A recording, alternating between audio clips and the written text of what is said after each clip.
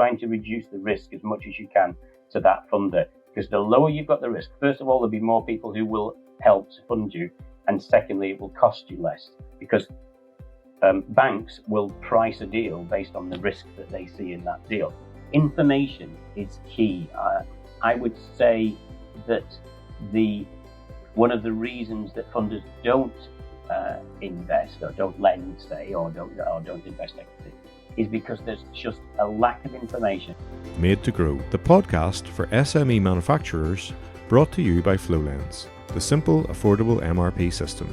Over the coming 10 episodes, we've got a host of experienced manufacturers, industry thought leaders, and subject matter experts sharing their personal stories and professional insights to help you on your manufacturing success story.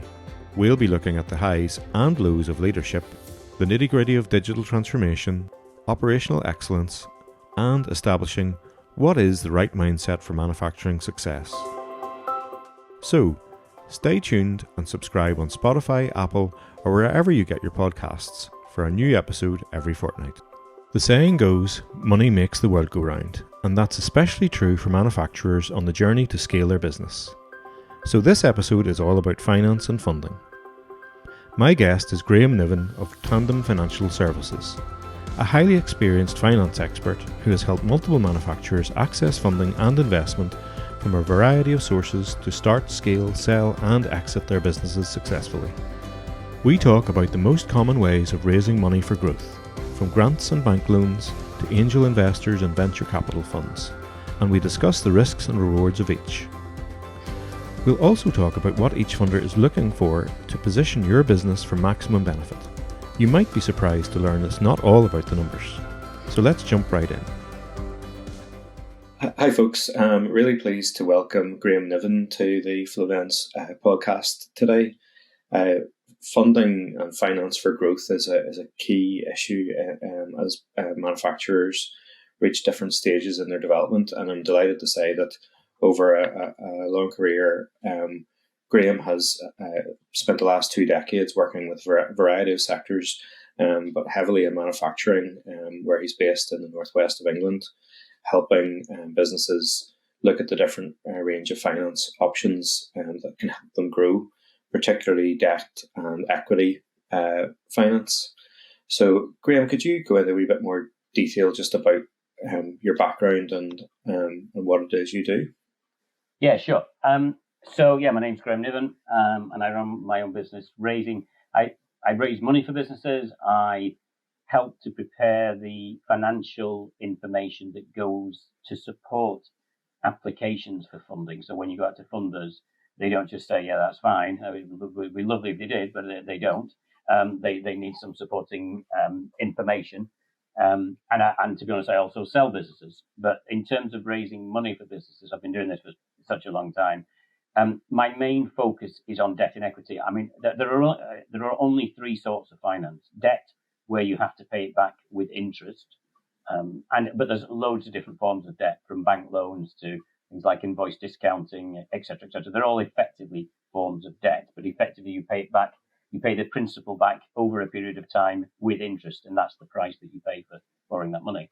And then equity, whereby you sell a share of your business, and the funder hopefully will get dividends out of the profits you make, but really what they're looking for is the business to be sold and their shares to be worth a lot more than what they paid for them.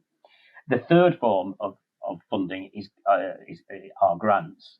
So basically where you actually get the money and you don't have to pay it back in any way, shape or form, but you have to do something for it. So sometimes that's research and development. Sometimes there are whole reasons for grants. There's things like Innovate UK that do lots of grant funding for techie things. I've got to be honest, it's a minefield, grant, and I just don't have time to do it. There's a lot of paperwork, a lot of form filling.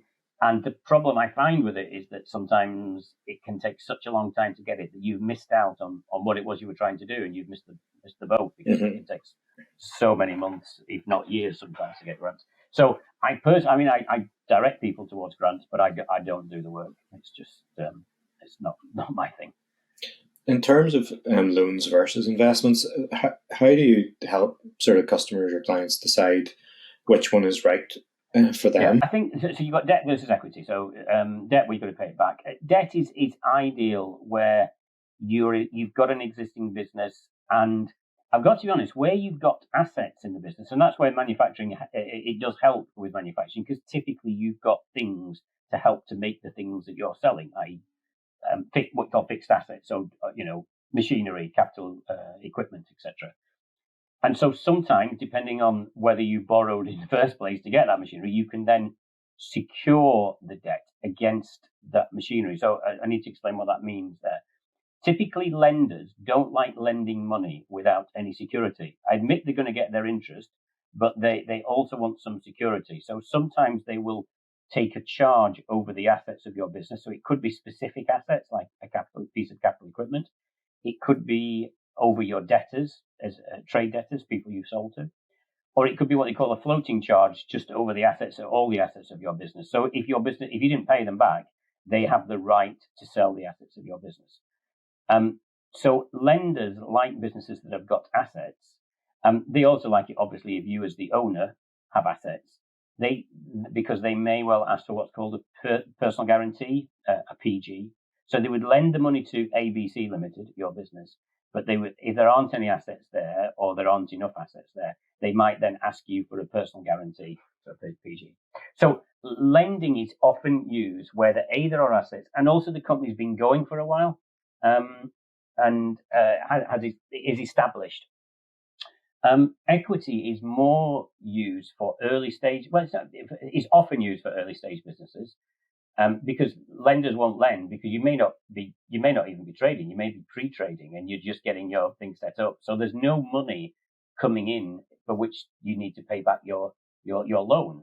And very occasionally lenders will give you what's called a payment holiday. So you might get the first 3 months where you don't have to make a payment.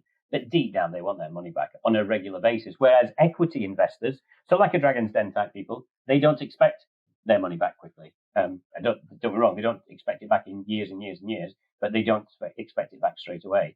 So they're a little bit more patient. Sometimes it's called patient capital.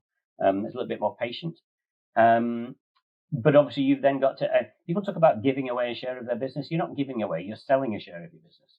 And that money goes into the business. So it works for there. And I think it also works well. Interesting enough, I've just been with a client today who's got an existing business, is branching out into a new field, or an adjacent field, and doesn't want to use the money from the existing business, so wants to raise some money, and he is open to both debt and equity to do that. I personally think it's a debt deal. I think it's right to be a debt deal. I think there's enough assets in the business.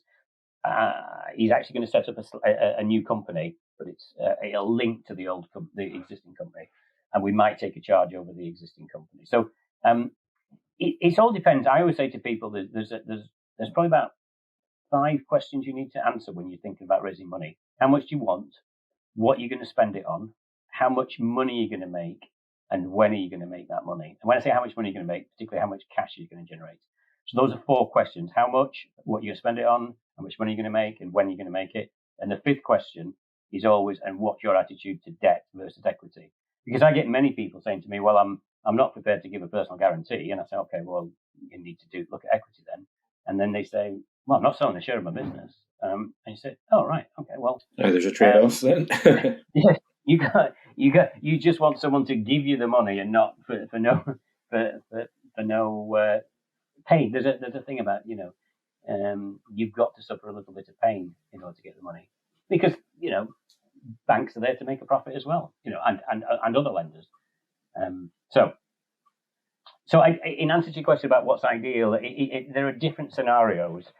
Manufacturing is more akin to debt. I wouldn't say it's more akin to debt than equity, but if you compare that to, say, something like the creative sector, they're a quite equity-dominated sector, because they've got no assets.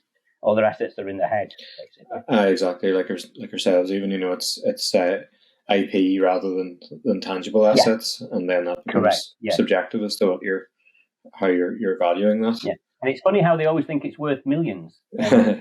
So this time next year, Rodney. So, yes. Focusing on the debt side of things, like how do you go about assessing the business, in terms of its suitability. So you're bringing a package to a lender, and even I suppose different businesses will be suitable or applicable to different types of lenders. So how do you how does a manufacturer figure it out? Yeah. When it comes down to it, funders want their money back. We'll take debt to start with. The lenders want their money back plus interest. That's what they want. And so my job, or the job of anybody, the entrepreneur, is to convince the funder that they're going to get their money back plus interest with a degree of margin. It's not just, I can just about pay it back and no more. There has to be a degree of margin there. So it's a little bit like telling a story. And the three things I always say to people that they need if they're going to, say, a lender, is that you need a business plan. And I can talk about what I was going to there. You need a profit and loss forecast. But the most important document is the cash flow forecast. Because businesses go bust because they run out of cash, not because they don't make profit. They go bust because they run out of cash. And if you don't have enough cash, you just don't have a business. And so I spend a lot of time, as I have done this morning with a client, talking about the cash flow. How is the cash going to come in? How is the cash going out? And how is the cash coming in? And we need a margin of safety there. If for instance, one of your major debtors, the people you sell to, doesn't pay you that month and says, there's a problem, and et cetera, et cetera. So, I spend a lot of time doing cash flow forecasts. So business plan, which tells the story. And again, I tend to talk about, it's fairly structured. I talk about what's the problem that you're solving with your product? What is your solution to that problem? What's the market for it, or market, be they the companies, the sector, geography, etc., all sorts of different sectors. Really important. I think the most important part of a business plan is the marketing. How do you get your clever product into the market? Otherwise, you're just sat with loads of clever products in your factory and nobody knows you've got them. And I mean, I'm really not a marketeer. It's not my thing at all. And I talk about my own business, maybe not marketing it very well, but I think there are loads of clever people out there with really clever products that don't market them very well. So I tell my clients to spend a lot of time thinking about how they're going to do that. Then just operationally, how does it work in terms of, supply chain, et cetera, and logistics? Well, so supply chain coming in, logistics going out, and the financials. It's not that they're not important, but in a business plan, they're just summary sort of figures. And ultimately, my business plans will say, like this one I'm doing at the minute, it will say he needs, I don't know. The rough estimate today was about 400 grand. So 400 grand. We may try and take it in two tranches. We're just working out whether we can afford to take it in two tranches or not. But 400 grand, and he'd want that over a 5-year period, repayment over 5 years. And that, once we've completed these documents, that will be going to his own bank, who he's been with for quite a while. I wouldn't say he doesn't get on with them. He doesn't have a lot of interaction with them. Mm-hmm. It's weird how companies don't always, they bank with people and they don't talk to them. Like they don't talk to their lawyers and they don't talk to their accountants enough. But anyway, we're going to go to his bank. There are a number of other, there are some, in the area that he's in England, there are some government funds. They're not free, they're not grants, they are loans. And we're going to go to the region, what's called it? It's like a regional growth fund, effectively. And as long as the business is going to be creating jobs, which this one should do, then it's applicable. So we'll go to them. There are a whole range of commercial lenders that we're going to go to. But I'm hopeful that between the bank and one of the government funds, that one of them, or it could be both, actually. I mean, and that's another thing. A lot of people think you've got to get all your funding from one source, and that's not always true. So I wouldn't be surprised if we get this deal that it's partly funded by the bank and partly funded by this regional growth fund. I've seen some of those growth funds maybe come at a higher ticket. They're more expensive, but maybe they don't have the demand for the personal guarantee. Is that correct? Some do, some don't. It just depends on where you are. And this one has got a little bit of asset backing, so we might be able to give the sort of comfort to the lender that there's enough in the existing business. We can do a thing called a cross guarantee. So we've got company A here. They're going to set up company B here, and so company A will cross guarantee the debt in company B. That's likely how this one will be structured. I would think I mean, obviously, if we don't have to give any guarantees, that'd be great. But I can't see that. Not for that amount of money. It's chunky money. Yeah. And I just don't quite see it. There's still some recovery loan money. There's a thing called recovery loan over here, like a post-COVID thing. There's still some of that left, I think. I'm not sure about in that area, but these are things I'm checking. I'm just trying to put all the information together in stuff for the business plan and the forecast at the minute. So I've just started that today. Coming back to your point about the marketing, it's a lot of conversations I have with our customers and in the market when people are looking to make a financial investment in something. It's a new product, or it's taking the product into a new market. So there's an element of uncertainty associated with that, and maybe their existing route to market isn't applicable, or their knowledge of external markets obviously isn't mature. How do you go about kind of mitigating that risk in the business plan? Yeah, it's a good, and the word you've just said there is a really good word. Risk is a thing that all funders hate to a certain degree. So banks are probably the most risk averse of the funders. And if you take it to the other extreme, your Peter Jones and Deborah Meadens of Dragon's Den are probably the most risk taking. But having said that, they've still got their own. They reject more than they accept, and they're still ultimately they're risk averse. They're trying to mitigate that risk. So mitigation of risk. It's about information is key. I would say that one of the reasons that funders don't invest or don't lend, say, or don't invest equity is because there's just a lack of information and a lack of information between what you consider to be operational information. So things that I'm going to do this and these are the costs, etc. It's going to come to this. It's going to cost me £13.20 to make this, and I'm subsequently going to sell it for £20.90 or whatever that figure is.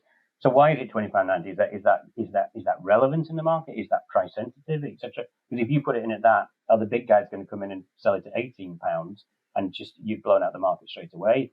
So where do you stand in market price?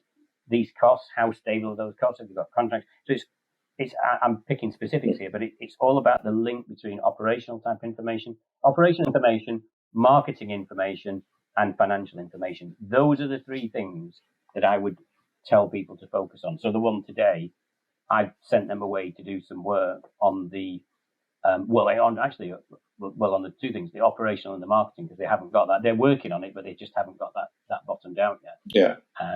So because that's what a funder's going to look at. So why are you going to sell 25,000 of these or 3 of these? It doesn't matter if it's a big piece of kit, but you've got to. Typically, the businesses who are borrowing have got history that you can look back on and say, well, I did this or I did that. This is a similar product. Okay, I'm going into, I don't know, you're starting to sell in the US. Well, if you're trying to sell in the US, it's a big thing. You've got to do your research. It's not, you can't just go over there and start, because I'm aware of certain companies that have done it and they've spent ages trying to do that. Mm-hmm. But then there are companies that help you do, well, UKTI, I think, help you do that.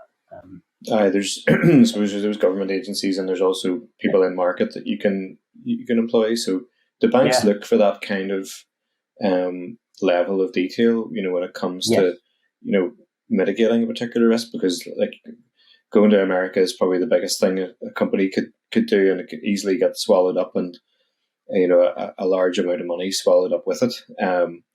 So it's a huge risk factor. So how do they kind of validate that you've done your homework properly?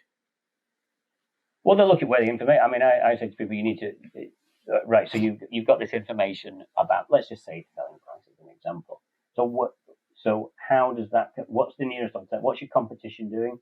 And you need to provide examples of. It doesn't matter who they are. The company A sell at this, B they're who. Because you can get this data, and it's not easy, and I appreciate sometimes it's a bit of a guesswork, but as long as you've got something that you believe you can justify, then that's what the banks are looking for. Deep down, and I say this to everyone, whenever I'm giving talks about funding, every forecast I've ever done is wrong. Just about every forecast, because it's just a forecast. You're never going to get it spot on. The only time you get it spot on is if you say, I'm not going to sell anything next month, and weirdly enough, you don't sell anything. Yeah, they're wrong as soon as you finish them. Yeah.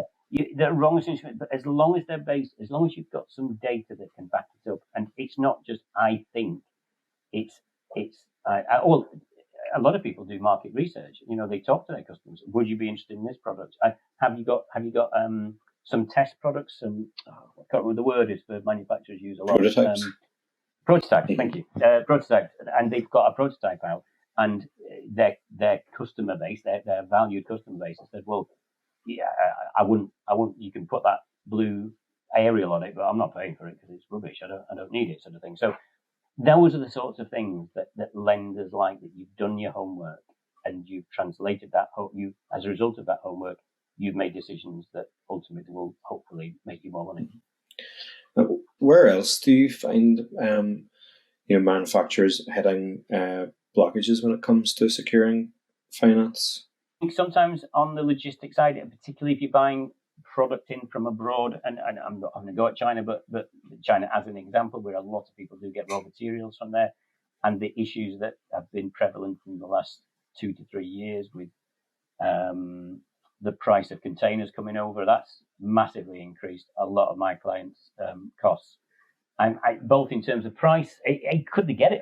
Just to be honest, there was like a container shortage, and you just couldn't get them. Mm-hmm. And people have been promising orders, and they just stopped production. It was just, and then obviously we had the container thing blocking up the Suez Canal. That didn't really help matters very much. So I think people often think, oh, you shouldn't have too much. You can have too much stock, and it's true. You don't want all your money tied up in stock. But it's a really hard thing to forecast. I do understand that, but understanding logistics, I think, is an area a little bit like understanding marketing. Understanding logistics is a thing that funders want to make sure that you've got a grip of, and you know how to manage your supply chain, and you know both in and going out. Because I'm sure you've got manufacturers, Rich, that both buy stuff in from China and send it back out. I've got one client who I helped sell their business. They buy stuff in from China and then whip it back out to China. But I'll be honest, not doing much to it, but they do. And because the Chinese like to buy what they think is a British product. Mm-hmm. There you go. That's another. That's story. Innovation for you. Yeah, another thing. And what about you say that assets are important as security, but stock can be something that is very difficult for companies to actually value, and if they're basing a business plan or security on stock, how do they go about? Stock's hard. Stock, you don't tend to get a lot of value to stock, because if you think about it, if your business goes bust, you've then got a lender who, let's be frank, hasn't got a clue about your business really, has then got to job out 20,000 widgets that they've got no idea really how much they're worth. And if they get 20p in the pound from them, they'll be doing well. If they get 10p, they'll probably be doing well. And so stock is never, funders like fixed, they like machinery. They like things like CNC machines that you can, there's like an active trading market in second-hand trading in CNC machines. I deal with a company that weaves fabric.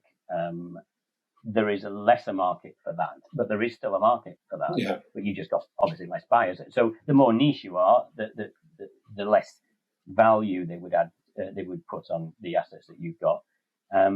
But so they like funders like things that you can bolt down to a floor, basically heavy. You can't be nicked. They generally don't burn that easy, and you need them to work with. And there's a good second-hand value. So it's weird. I raised some money for somebody who did. They were going out to wind farms on some boat type things. They didn't like boats, and I said, well, you can't really nick a boat. And yeah, but they didn't like it. Too movable. Mm. They don't, And you can do it against vehicles. Vehicles are a little bit easier now with trackers and stuff like that. So again, often people buy those assets with what they call asset finance. So asset finance is effectively a form of debt. You put down a deposit, and then you buy it. Say you put down a 20% deposit, and then 80% you fund over the life of that asset, and therefore that asset is generating income for you, which allows you to pay back the debt that you've incurred. The Made to Grow podcast is brought to you by FlowLens. the simple, affordable MRP system specifically designed for SME device, equipment and machinery manufacturers. Our top-rated cloud-based software can help you cut down on wasted materials, time and money, and eliminate the chaos of running your manufacturing with spreadsheets and hope. Our customers have reported savings of over a day per week per person in their business by cutting out needless admin, duplication of work and countless mistakes. Plus, lead times are shortened by up to 75%. And after hundreds of successful implementations, we've got the blueprint for manufacturing success nailed down. Head over to flowlens.com for a quick video tour of the software and to hear from more manufacturers like you who have transformed their businesses with Flowlens. Now, back to the interview. Going over to the other side then, in terms of the equity piece, have you seen manufacturers, like most of the customers that we deal with, or the listeners that we would be having here, would be companies that they're not startups necessarily, but they've maybe hit a glass ceiling of invest or of financing, and as we've discussed, I think in a lot of cases, if they've got some good trading history, they've got some good operational financial control in place, and they can stand over the numbers, then that debt element should work well for them. At the same time, there can be scenarios where equity investment still makes sense if there's like a paradigm shift almost in the amount of money needed to make something happen. Have you seen situations like that come about? Yeah, there are probably, I'm trying to think, maybe 4 categories. I'll just run through some of them. You've got angel investors. So a little bit like Dragon's Den, but without the drama and without I'm not having a go at Dragon's Den. It's a really good program in terms of getting people, I think, into thinking about running their own businesses, but it's still an entertainment program, and it's not really like that in the real world. Typically, business angels are normal people who generally, I would say the majority of angels who I've ever dealt with have made their money themselves, and A, want to make more money, and B, think they can help the business make more money. They're the best. The best angels have got the money. They've got a skill, expertise that you don't have. And also, really importantly, I say this to everybody, you've got to get on with them, because if you don't, it's like being in a bad marriage, and you've got someone there who you really don't want there, and it's really hard to get shareholders out unless you've got a really good shareholders agreement. So you've got angel investors, and they quite like that. They don't necessarily they can't afford to buy the whole business off you, and deep down probably they don't want to. They want you to run the business. They don't want to run the business. Angels do not want to run the business. Yeah, they've done their time. But they're happy to see it grow and happy to help. So you've got those, and I mean, angels have got different layers of money. I've got angels who will probably invest as low as 25 grand, maybe up to 500 grand, but they're really, really rich angels. It's not. I'm not saying it doesn't happen. Maybe it's just the people I know. Then you've got some of your government equity funds. So again, in where I live in Manchester, we've got a thing called the Northern Powerhouse Fund that has an equity fund attached to it, and there are other ones around the country. And that is an equity fund that goes from 100 grand to 750 grand. Okay. Or is it 50 grand? No, it's 50 grand. Maybe 50 grand to 750 grand. Something like that, anyway. It's like an early stage sort of seed round type level. Well, yeah. But also they will look at. I mean, the business I'm talking to today. If that 400 grand one, if they wanted equity, they would look at it. It's not in this area. It's in another area, and we might go and look at the equity fund there. So you've got those sorts of people. Then you've got a combination of what they call venture capital, private equity. They're the sort of people who don't tend to get out of bed for under £1 million, unless you want £1 million. They're just because their costs of doing it are quite substantial. They'll charge fees, etc., and then they'll take a share of your business, and they want a lot, and they'll put in certain procedures, etc. Probably end up with somebody on your board, or certainly said, absolutely, there'll be somebody on the board. And they'll demand information probably at a much more aggressive rate in terms of timing. So the fact that you maybe don't do your accounts till the third week of the month, if you do them by the third week of the month, that's not going to go down with a private equity house. So I'm not saying private equity is a bad thing. You've got to be a chunky company to do that. And you've really got to think about, is this what I really want to do? Because the demands placed on them are much higher than the demands, well, certainly than a business angel. A business angel might ring you and talk to you and come and see you, but they're not going to be as demanding as private equity, because private equity they get their money from somewhere. They get their money from rich people who've invested in what they call a fund. And they say, right, lads, go away, invest that fund. I want this return. If you don't get it, I'll move that money somewhere else and you'll be out of a job. So they're always looking to make chunky money. That's what private equity does. That's why they offer, look, when I'm selling businesses, they're always the lowest offerer, but they will always complete a deal. They don't tend to pull out. They always complete a deal. Obviously, if they find something that's wrong, they won't. But typically, they get a deal done. They don't faff about because they haven't got the time to. They're already moving on to the next one. Yeah. So equity is there are lots of different pots. Then you've got quite specialist funds. Quite a lot of, particularly these days, green funds. If you're invested in green tech, green manufacturing tech, that's quite good. You've got some health tech funds. Health tech's a big thing. I know it's tech, not manufacturing, but nevertheless. A lot of crossover. Lots of little niche funds. But yeah, I mean, so for instance, a long time ago, I helped a business, manufacturing business, developing a cancer detection piece of equipment. And that got equity funding, loads of equity funding actually. And I still see them and they're doing really well. It's not a success of mine, it's a success of theirs. That techie type things that save money, save lives, are green. They're the sort of flavors of the moment. There are probably in both cases these days, you've got specialist funders, you've certainly got specialist investors who will understand the space you're working in.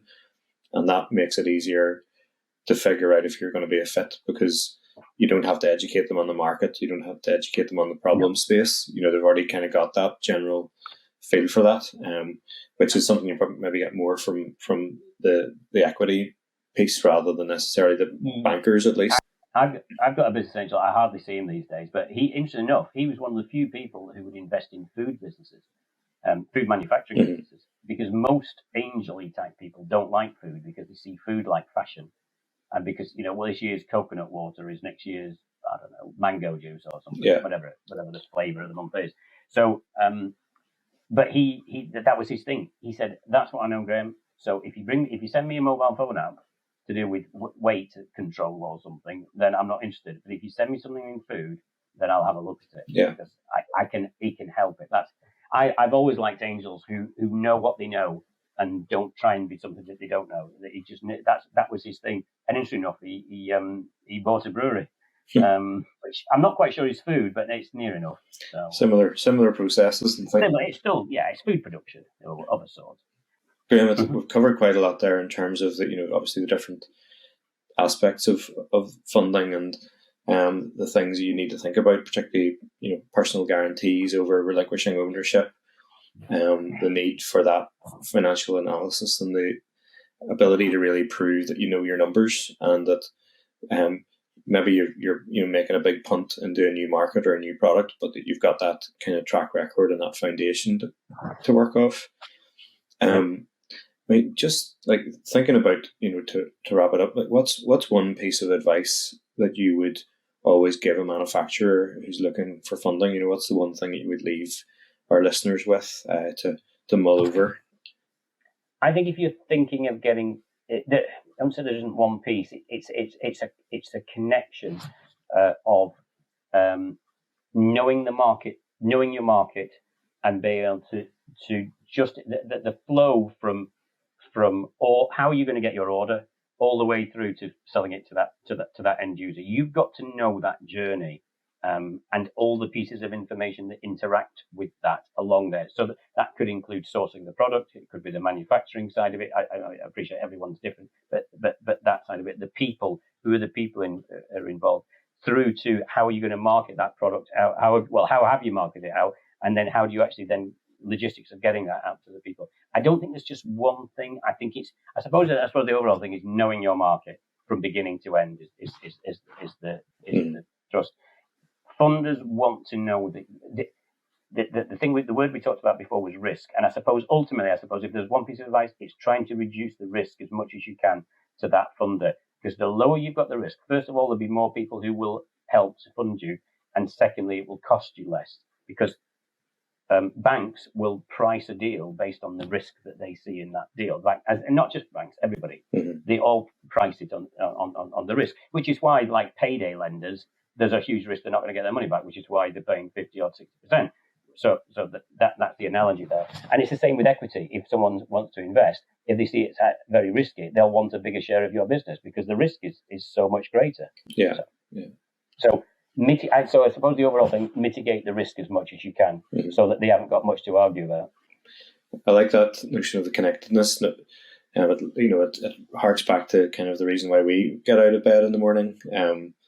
To create that kind of joined up world for our customers, but also, for any business, that, that customer journey that you described there, how do you get an order? How do you process it? How do you get it out the door? How do you scale that? So important. Yeah, it's so important. And, having everyone bought into that and then being able to tell that story is really important. Very much so. Graham, thanks very much. Can you just share in terms of if any of our listeners would like to get in touch with you, if they want some help, preparing a business case for their own funding requirements, how do they find you? So I have a business called Tandem Financial Solutions. So Tandem as in the bike, and then Financial Solutions. It's tandemfs.co.uk on the internet. And I will always talk to people. It's just inquire if they've got a question. If they've got a question based on anything I've said here, just tell them to give me. I'm always happy to give people a little bit of advice and just say this is what you need to do, or for God's sake, don't do that.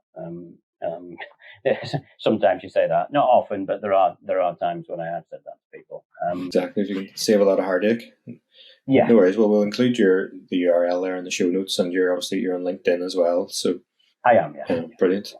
Well, once again, Graham, thank you very much. I appreciate those insights, and thanks for your time, and thanks for joining us. It's been a pleasure. Real pleasure. Thank you. I'm sure you'll agree, Graham provides a comprehensive overview of the finance options out there and what to consider when planning your fundraising. Doing your research is vital to minimising risk, both for yourself and your future funding partner. A well-researched plan will also help you tell your story based on facts and figures rather than hope and expectation, and will potentially reduce the cost of borrowing or the amount of equity you part with in the process. Next time, I'll be sitting down with author, coach and quality manufacturing engineer Angela Fumpson. Angela has worked extensively with manufacturers large and small and brings a considered and human-centred approach to change management.